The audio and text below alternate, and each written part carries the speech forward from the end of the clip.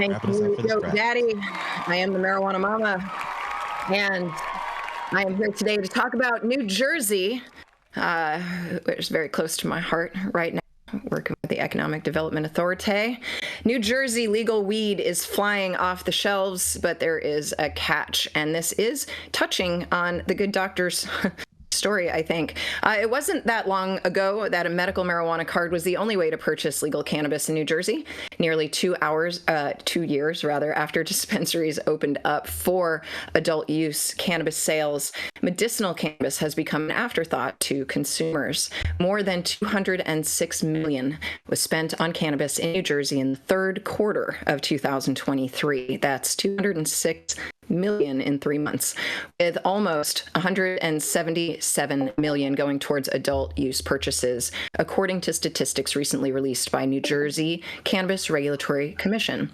Medical marijuana, which until April of 2022 was the only kind of legal cannabis available in New Jersey, has become a smaller and smaller part of the market since then. In the third quarter, medical marijuana patients spent just about $29 million, less than half of the amount spent in the third quarter last year. We're seeing patients roll coming down slightly over time, and additionally, the sales lessening as well.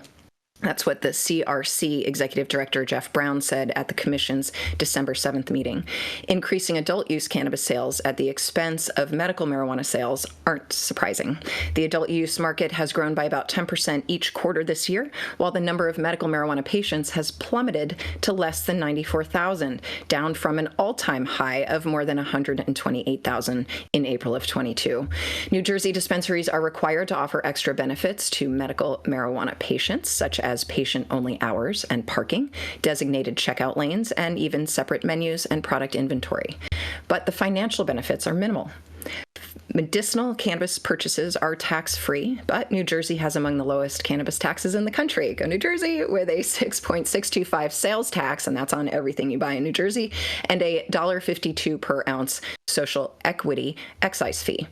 On Zenleaf's Neptune's medicinal menu, an eighth ounce of Indian landrace cannabis cost $60 as of December 7th. On the adult use menu, the same product was $65.18 after taxes. In other states, adult use cannabis customers can pay excise taxes of over 20%. So tax-free shopping presents a much greater benefit to patients with the medical marijuana cards in those states. Amidst that decline in patient rolls and medical marijuana sales, the Cannabis Regulatory Commission lowered registration and renewal to just $10 for every 2 years and a free digital identification card for patients. That is a really low barrier to entry. Thank you, New Jersey. Registration and renewal fees had previously been $50 for most patients or $20 for seniors and other qualifications. Many patients face barriers to accessing treatment due to costs like paying out of pocket for doctors' visits and the cost of cannabis. The CRC, the Cannabis Regulatory Commission Executive Director, said in a statement, New Jersey CRC is doing everything in our power to eliminate as many barriers as possible to ensure those who can benefit from cannabis treatment remain in the program. And I selected this story very specifically to talk through with the good doctors and Dr. Talleyrand because, you know, I recognize that this is a grave concern in many states, while New Jersey is doing what they can to, like, I like the ideas of how they are putting patients first in New Jersey, and I think there's more ways that states can do that. I'm curious, Dr. Talleyrand, what you think. Well, you know, the the adult use issues are, you know, I wasn't for it in California because the fact that it didn't really provide a clear path for the medical patient to continue to do what they were doing. And it sounds like there's similar things happening in New Jersey. I didn't completely hear the story, but it sounds like the similar things are happening in New Jersey, and I believe the same thing is happening in Florida. So, you know, the plight of the patient is always my concern, and what's happening here is problematic for the patient, it seems like.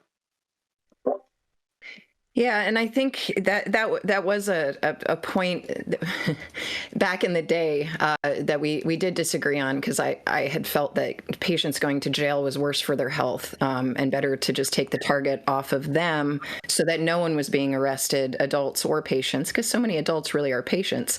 That said, it wasn't to step on the patients in order to get to the adult use opportunities, and that is unfortunately what's happened. We forgot whose shoulders we stand on, that this is medicine first, and that medicinal patients do need special protections, cheaper prices. Like, are there ways to recognize if you're on Medicare or Medi-Cal or similar, food stamp, SNAP programs, things along those lines, that you can just simply, if you're a veteran, that you can just simply get reduced cost medicine, that there are ways for even the taxes to account for medicinal use by not just not charging sales tax, but actually supplementing the cost for poor patients.